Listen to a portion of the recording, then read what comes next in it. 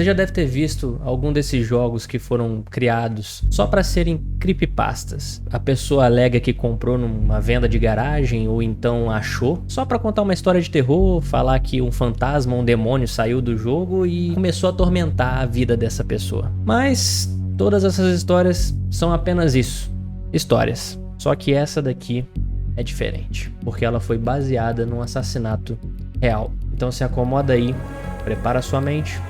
Eu sou o Cyprus e vem comigo conhecer a história de Petscop.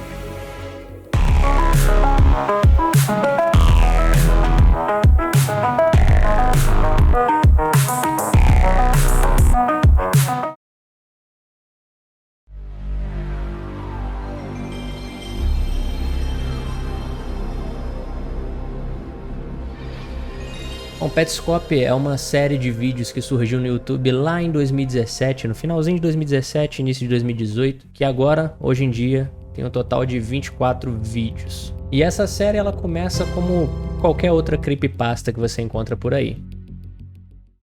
Alright, so this is just to prove to you that I'm not lying about this game that I found. Um cara, que a gente vai chamar de Paul, porque foi o nome que ele colocou no save game dele, ele começa gravando esse vídeo com o intuito de provar que ele não está mentindo sobre esse jogo que ele encontrou. Ele só achou o jogo do nada e resolveu gravar para provar que ele não estava mentindo, né? Começa assim, como se fosse realmente uma creepypasta. O jogo em si, ele lembra muito um jogo de PlayStation 1, que tem o intuito ali de você sair andando pelo mundo, capturando os pets, como se fosse um Pokémon, só que ao invés de você batalhar com os bichos, você tem que resolver puzzles. Só que ele é um jogo incompleto, então o mapa é mal feito, o mapa não é completo e os efeitos sonoros são estranhos, a música é esquisita. É tudo muito estranho, tudo muito mal feito nesse jogo. Bom, tudo vai correndo bem durante o jogo, até que o Paul ele fala pra gente que ele encontrou um bilhete junto com esse jogo que tinha um código que tinha que ser colocado numa sala específica. Indo nessa sala, o Paul vai lá, coloca esse código e aí a música para, tem aquele som de confirmação, como se fosse um jogo de PlayStation mesmo, você colocou um macete no jogo, é basicamente isso. Tem esse som de confirmação. Down, down, right. Start. A música para. Alright.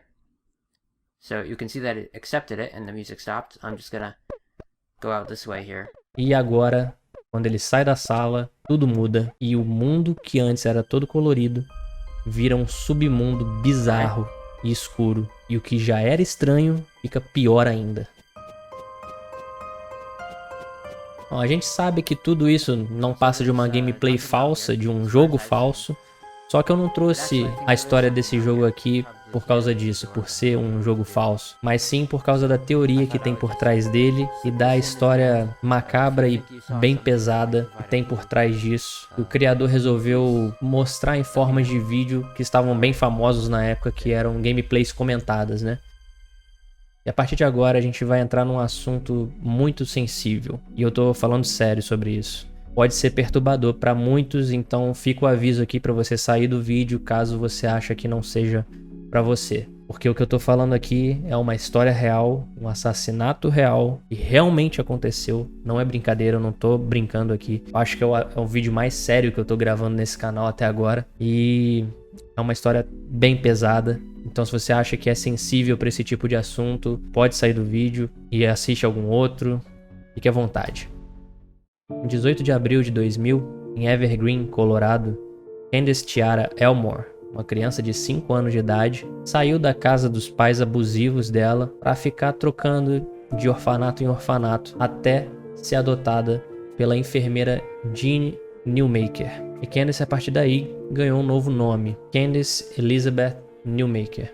Porém, a adoção não foi muito suave. A Jean relatou que Candace tinha problemas psicológicos e comportamentais sérios, chegando a atear fogo na casa, agredir outras crianças e até destruir propriedades. Só que a gente não sabe até que ponto esses relatos são reais, porque também existiam relatos de que Candace era uma garota gentil, doce, que não fazia mal para ninguém. Mesmo assim, Candace tomava uma medicação para controlar esses efeitos, esses sintomas, vamos dizer assim, mas que acabaram não surtindo o efeito que Jean queria. E o que ela queria é que a Candace tivesse ali uma relação de mãe e filha com ela.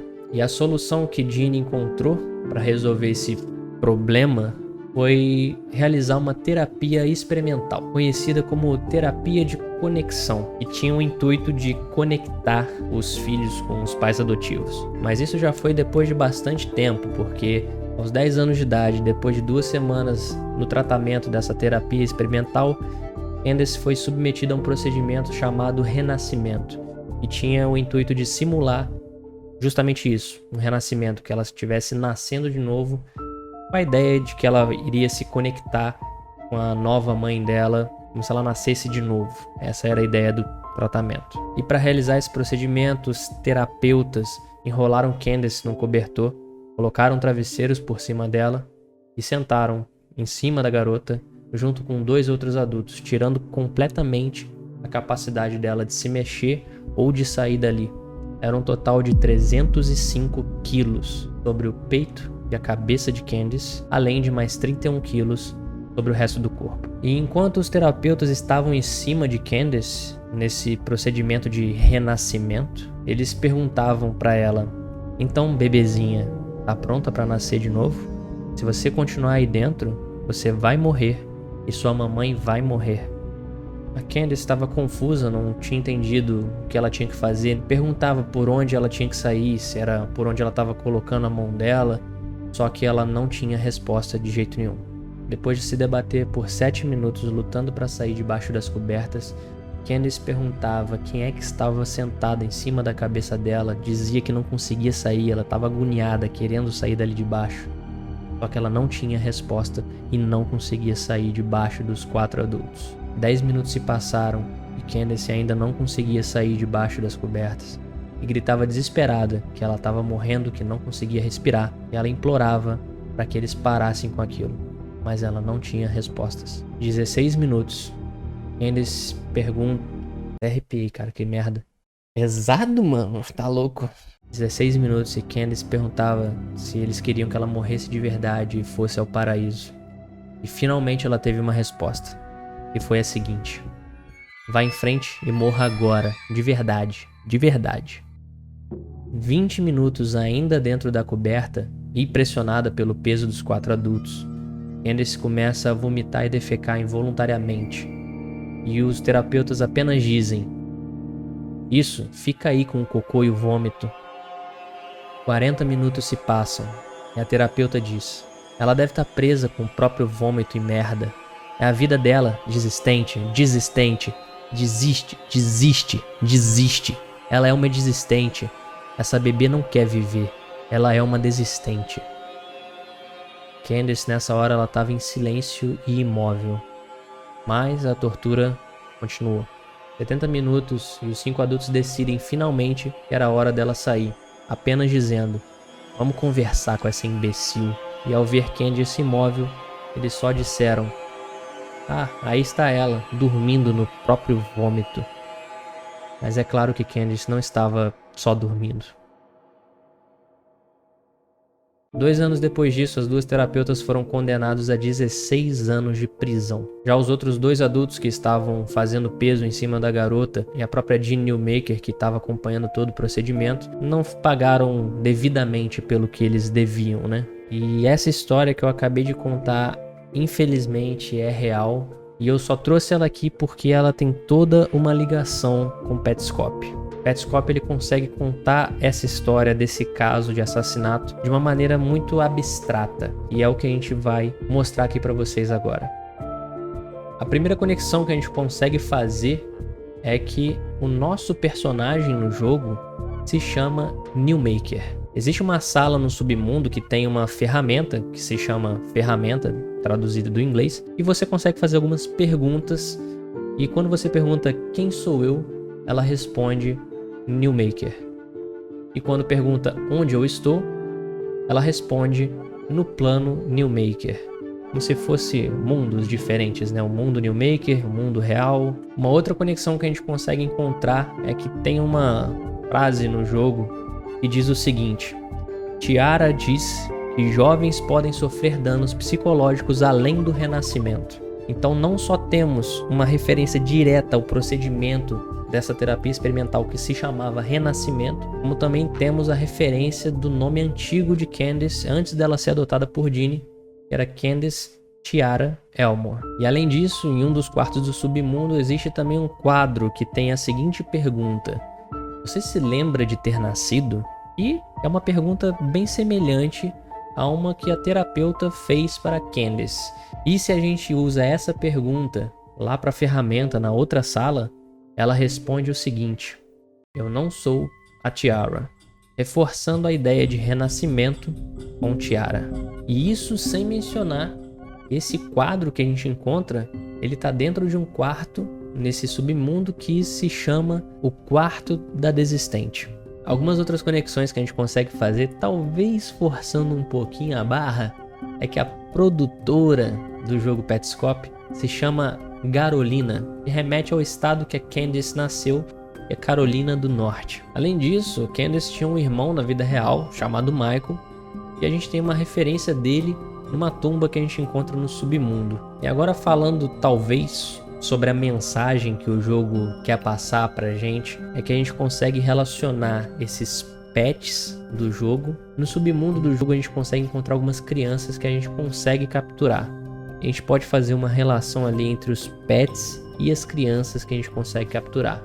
E o próprio jogo ele deixa claro que aquelas crianças do submundo não são criaturas, são realmente humanos. Porque lá no submundo mesmo existe uma biblioteca de crianças, o nome do lugar, e tem uma caixa de depósito do lado que você consegue colocar alguma coisa. Quando você tenta colocar um pet que você capturou no plano dos presentes, você não consegue e recebe a mensagem de que só aceita humanos. Quando você tenta colocar uma das crianças que você capturou no submundo, é aceita e você manda para a biblioteca de crianças. E a internet conseguiu linkar um mundo com o outro. Os dois mundos, o submundo e o mundo dos presentes, eles estão interconectados, eles acontecem juntos ao mesmo tempo. Existem alguns vídeos que está acontecendo alguma coisa em um vídeo e no outro, se você sincronizar os tempos, acontece exatamente no mesmo tempo e você consegue ver que os dois planos estão conectados. Isso serve talvez para o criador desse vídeo tentar mandar uma mensagem para a gente,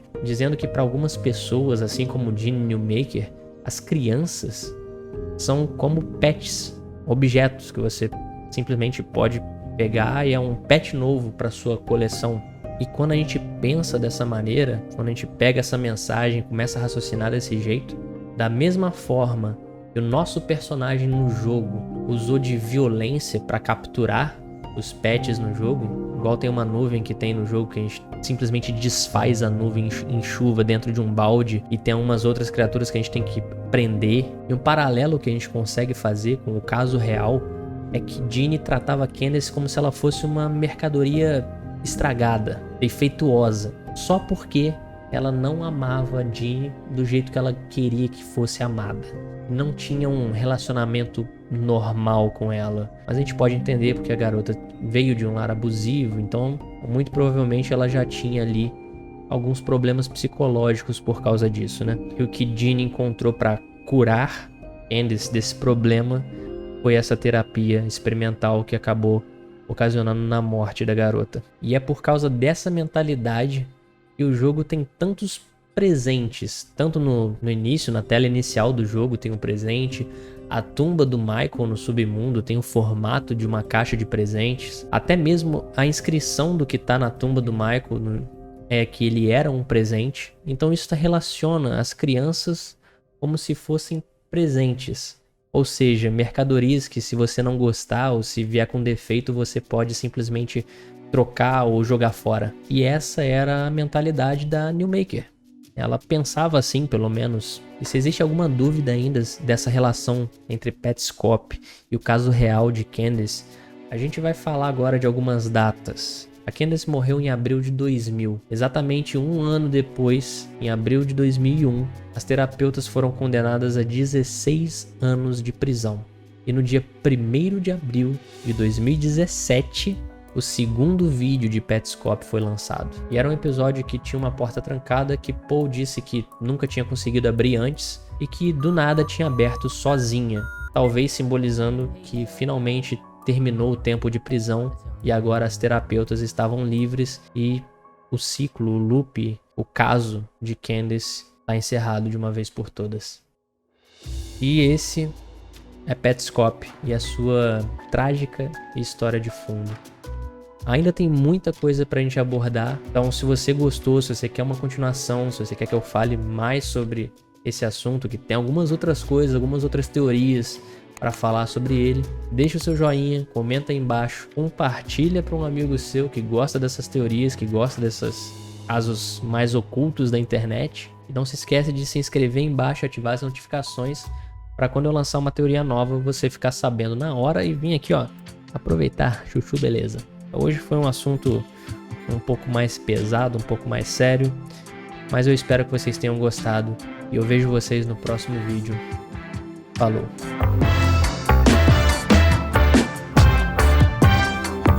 Que pariu! Mano, pesado, viu? Puta merda. Valeu, tamo junto.